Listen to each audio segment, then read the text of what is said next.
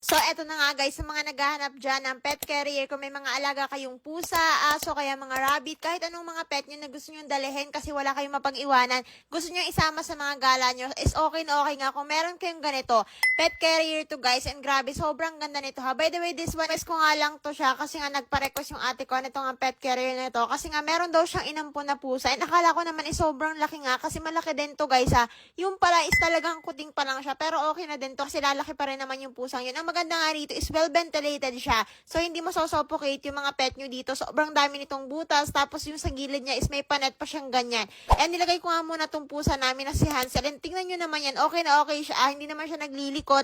And ayan siya. Hindi siya nagkaalpas dyan. And sobrang komportable lang niya. Medyo naninibago nga lang kasi first time niya sa ganito. So, ayan. Kung naghahanap din kayo ng pet carrier na ganito, ng mga pet nyo, is sobrang ganda nga nito kasi malaki na siya. Well ventilated. Tapos, maganda yung quality. Makapal yung strap niya. And kaya kahit